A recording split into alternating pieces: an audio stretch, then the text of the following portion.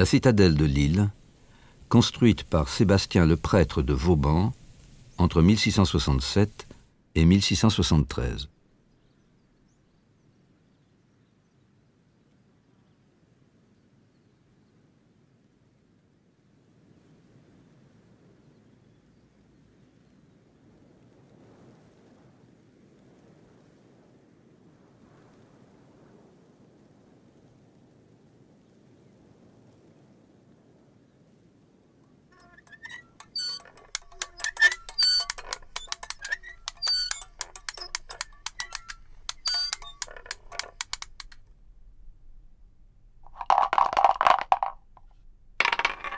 C'est un jeu de loi du XVIIIe siècle.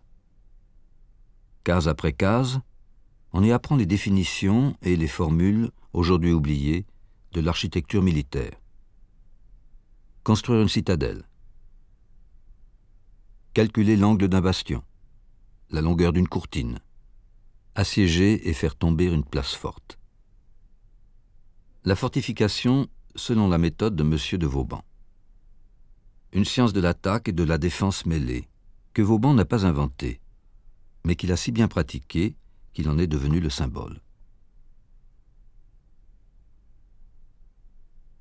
Né en 1633, il se rend d'abord célèbre comme preneur de place.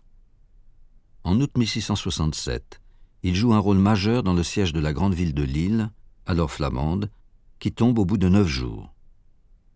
Vauban se voit alors préféré à l'ingénieur militaire jusque-là chargé des fortifications. C'est lui que le roi Louis XIV choisit pour bâtir la citadelle qui doit assurer sa nouvelle conquête. Il a 34 ans. Il n'a encore rien construit. L'opération est menée tambour battant. Début novembre, le plan de Vauban est accepté par le roi. Fin novembre, on plante les piquets et on tire les cordes matérialisant le tracé sur le site, un terrain marécageux à l'extérieur des remparts de la ville.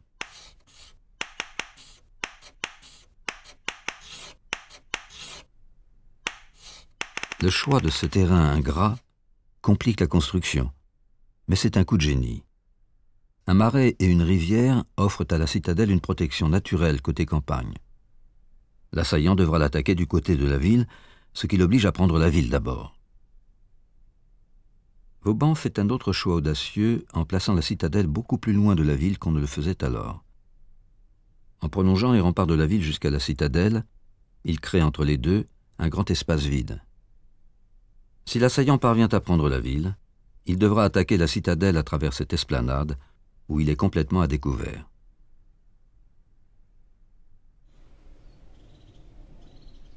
C'est un des plus grands chantiers de l'Europe d'alors. Il faudra 3 ans et des milliers d'hommes pour édifier l'enceinte de la citadelle qui fait plus de 2 km de long. C'est un grand mur aveugle percé de 5 ouvertures seulement. 3 petites portes murées en temps normal, les poternes, qu'on ouvre à la masse pour attaquer l'assaillant par surprise. Une grande porte dite de secours, côté campagne, permettant l'évacuation ou l'arrivée des renforts. Et une porte monumentale côté ville, un véritable arc de triomphe, montrant aux Lillois la splendeur de Louis XIV. Et marquant toute l'importance que le roi attache à la nouvelle construction, qu'on appellera bientôt la reine des citadelles.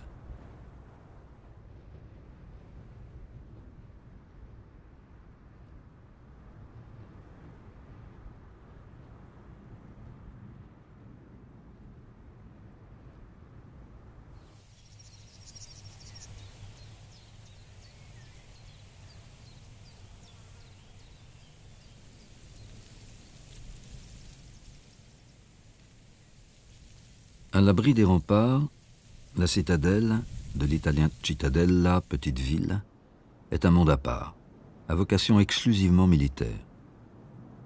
Autour d'une grande place d'armes destinée au rassemblement et à l'exercice, sont disposées les casernes d'une garnison de 3000 soldats et les magasins où l'on stocke tout ce qu'il faut à l'armée pour partir en campagne.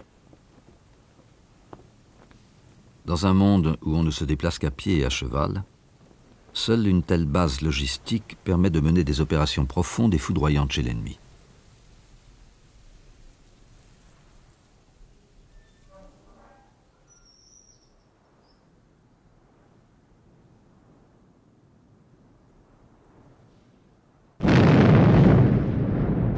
L'art de la guerre est alors placé sous le signe de l'artillerie, qui sème la terreur depuis le début du XVIe siècle.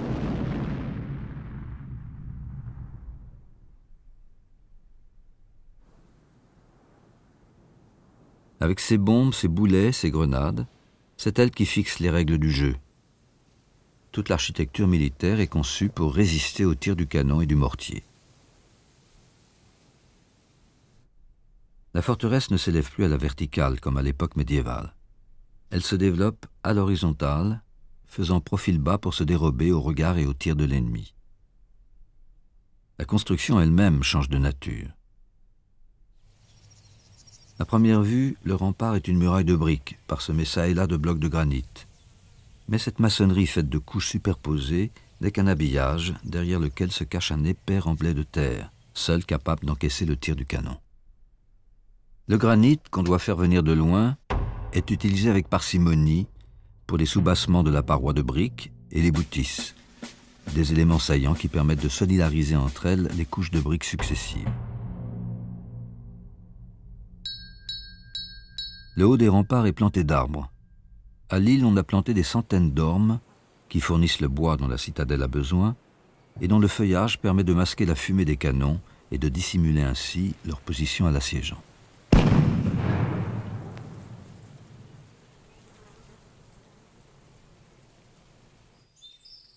Côté intérieur, le rempart est longé par un chemin pour déplacer hommes et matériel. Aujourd'hui, il a l'aspect bucolique d'un chemin de campagne. Mais ce n'est qu'au XIXe siècle que le haut du rempart a été transformé en talus herbeux. À l'origine, tout le haut est maçonné et présente le profil particulier de ce qu'on appelle le parapet de tir. Un abri pour les défenseurs et un moyen ingénieux pour leur permettre de tirer sous le bon angle sans même avoir à réfléchir.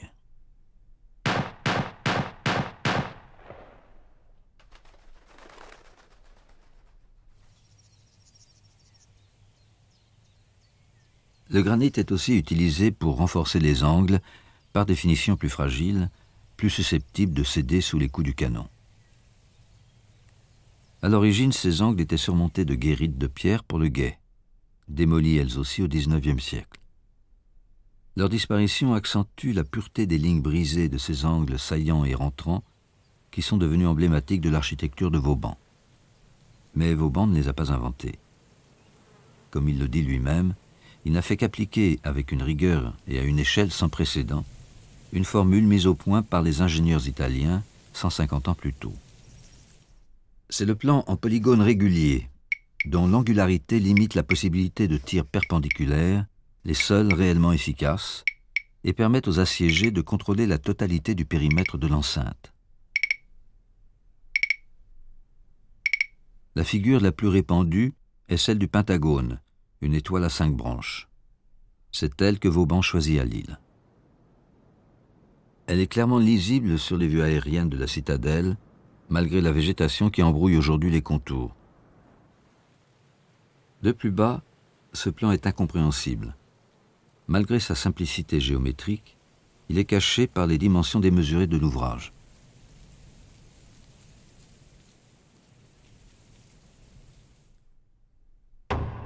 L'enceinte fortifiée est faite de 5 saillants, les bastions, d'où son appellation de fortification bastionnée, reliés par 5 murs, les courtines, dans lesquels sont percées les poternes et les portes.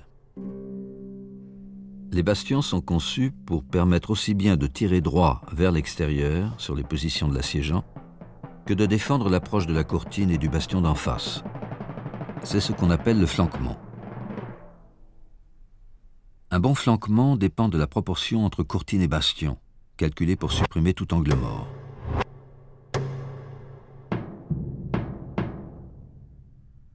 Si les assaillants parviennent jusqu'au pied d'un bastion, ils sont pris sous le feu des canons du bastion opposé, que l'on charge à mitraille, ferraille et clous, pour tuer les hommes sans abîmer son propre rempart. Mais l'ennemi aussi a des canons. On protège le rempart du tir direct, le seul vraiment efficace à l'époque, en interposant des défenses intermédiaires dont la hauteur est soigneusement calculée.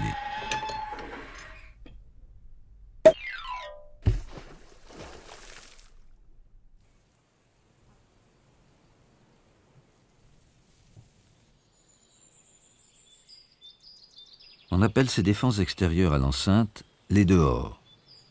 Vauban leur accorde une importance toute particulière. Certaines ne sont que de simples talus, d'autres des ouvrages maçonnés, construits selon les mêmes principes que les remparts. Étagées en profondeur, elles dessinent un autre polygone autour de la citadelle. Au pied des remparts, protégeant les courtines, s'élève une première série d'obstacles qu'on appelle les tenailles. Devant les tenailles, on place de grands ouvrages en V, les demi-lunes, complétés plus tard par des constructions similaires protégeant les bastions, les contre-gardes. Enfin, un dernier périmètre est constitué d'un talus de terre en pente douce, le glacis.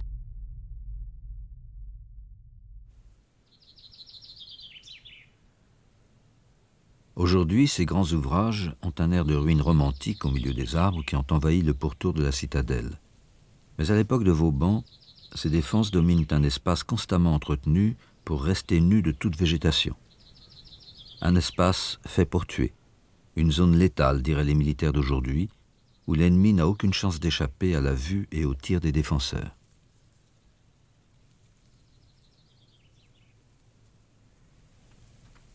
Les grandes défenses en V ne peuvent pas être retournées, comme disent les soldats, c'est-à-dire utilisées par l'assiégeant contre l'assiégé au cas où il parviendrait à s'en rendre maître. Fermées côté ennemi, elles sont ouvertes côté citadelle, n'offrant aucune protection à l'assaillant, que le défenseur peut tirer comme un lapin.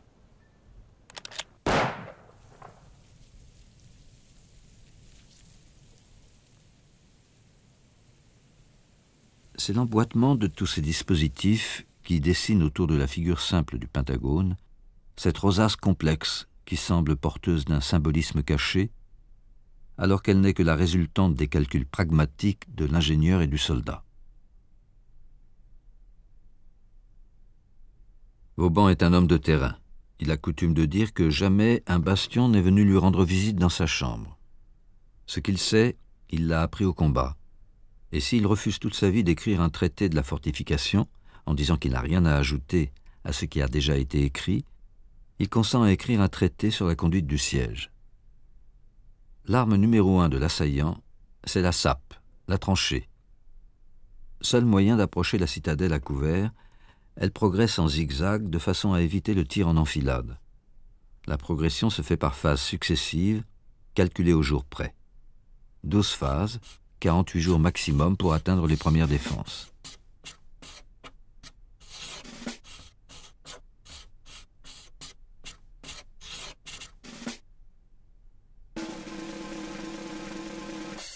C'est un combat livré avec des armes moins glorieuses que l'épée et le fusil, un fastidieux travail de remueur de terre. Cette approche méthodique vaut à Vauban le mépris des maréchaux qui préfèrent l'assaut sabre au clair, mais elle permet d'économiser des vies humaines. De la sueur plutôt que du sang, écrit Vauban.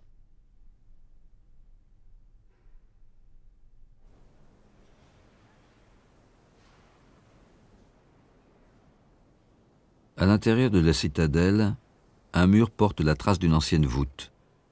Elle couvrait un aqueduc créé par Vauban. Aujourd'hui disparu, il traverse toute la citadelle et fait tourner les roues de son moulin.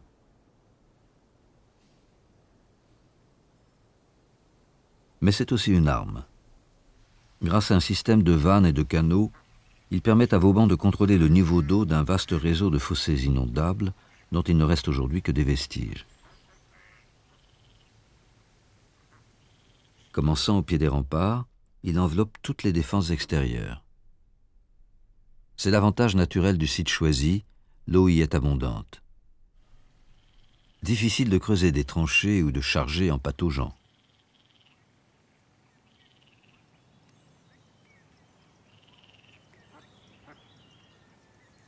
Mieux encore, hydraulicien hors pair, Vauban fait construire un système d'écluses qui lui permet de noyer en 2 jours la campagne environnante sous 20 cm d'eau. Dans ses rapports, Vauban parle de cette inondation, comme on dit alors, comme de son arme secrète, rendant la citadelle imprenable.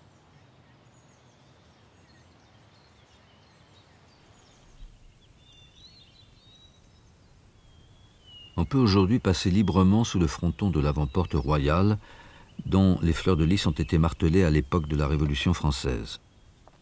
tout le périmètre des défenses extérieures est devenu un parc municipal. Mais le fronton démesuré de la porte royale elle-même marque toujours l'entrée d'un espace militaire.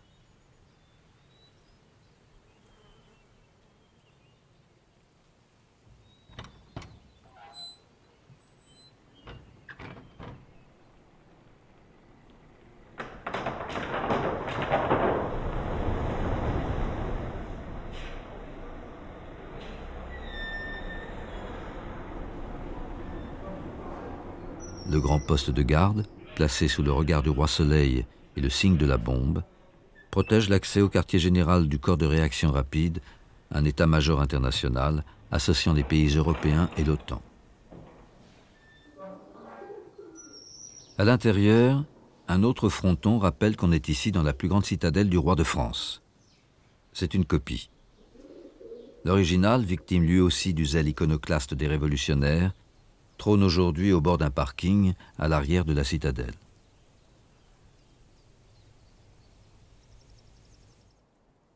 Autour de la place d'Armes, les bâtiments sont disposés selon le plan radioconcentrique des villes idéales de la tradition italienne. Appliqué au Pentagone, ce plan produit une curieuse asymétrie. Les bâtiments principaux, la porte royale, l'arsenal, l'église, entourée de 2 bâtiments aujourd'hui disparus, l'état-major et la maison du gouverneur, sont désaxés les uns par rapport aux autres, au lieu d'être en vis-à-vis comme le voudrait la conception classique. Ainsi, à l'autre bout de l'axe partant de la porte royale, on trouve une simple bâtisse faisant office de poudrière. Tout l'espace est ainsi tendu entre le monumental et le fonctionnel.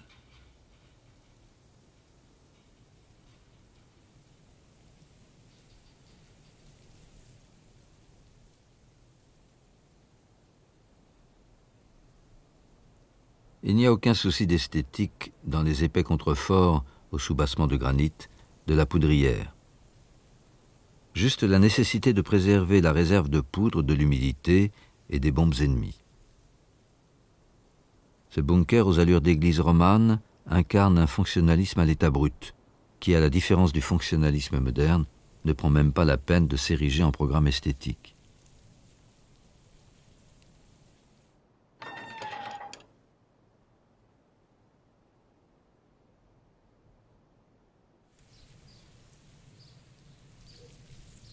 Avec la véritable église de la citadelle, l'architecture décorative reprend ses droits. Un grand fronton aux volutes baroques signale la première chapelle de style jésuite construite dans les Flandres.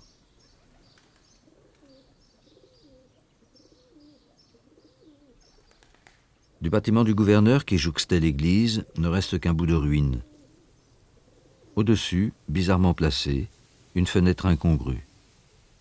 Elle remplace une porte qui à l'époque permet au gouverneur, Vauban lui-même, d'accéder directement dans la chapelle sans avoir à se mêler à la troupe. L'office est alors obligatoire pour tous les soldats.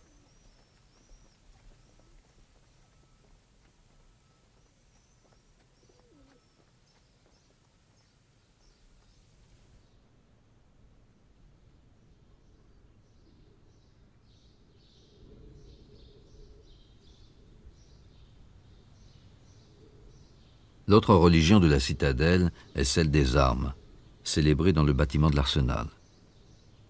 On y entrepose 18 000 fusils, 10 000 outils, 34 plateformes de canons, tandis que les bombes de toute taille et de toute nature sont rangées par lot dans la cour.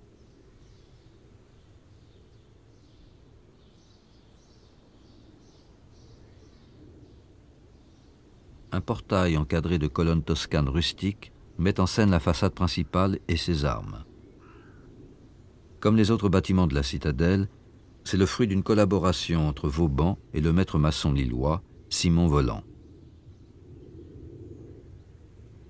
Entre la pierre taillée et la brique flamande, c'est une synthèse de 2 cultures, de l'exubérance flamande de ces masques grimaçants et de la froide allégorie dans le grand style français.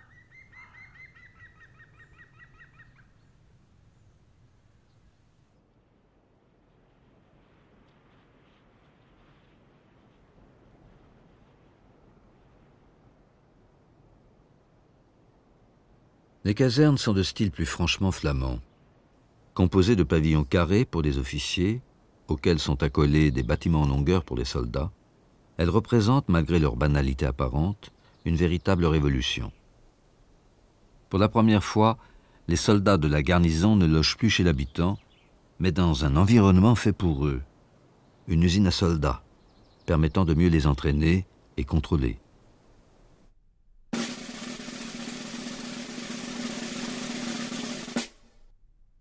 « 12 bâtiments à l'identique, la volonté déjà de créer une caserne modèle qui par la suite pourrait être reproduite en série dans toutes les citadelles du royaume, comme le fera Vauban quelques années plus tard.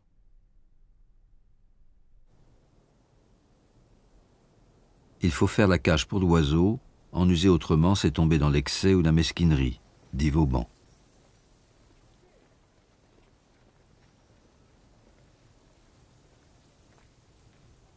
Pourtant, quelque chose ici échappe à cette règle de la juste mesure.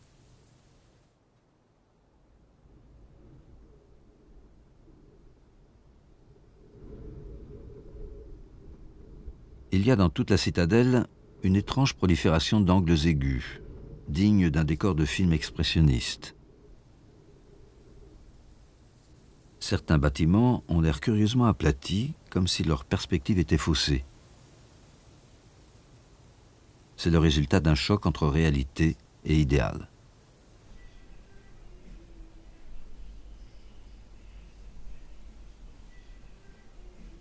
Dans sa première grande œuvre construite, Vauban s'est laissé emporter par la passion géométrique. Il a voulu asservir la forme même des bâtiments au plan radioconcentrique, coupant pour cela leur extrémité en pointe, à ras des grands axes du Pentagone, un exploit rendu possible par l'habileté des maîtres maçons lillois.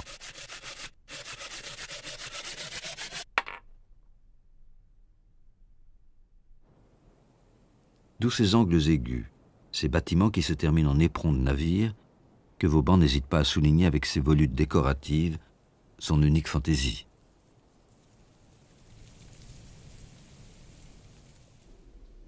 À l'intérieur, cela ne va évidemment pas sans quelques problèmes.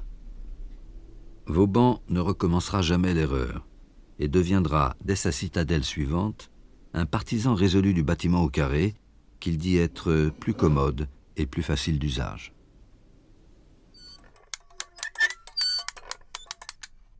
Le jeu se termine quand la citadelle tombe. Case 87. N'ayant plus d'espérance de recours et ne pouvant plus résister, on bat la chamade, on hisse le drapeau blanc et on demande à capituler. Cela se produit en général quand l'ennemi parvient au pied du rempart et ouvre une brèche à la mine.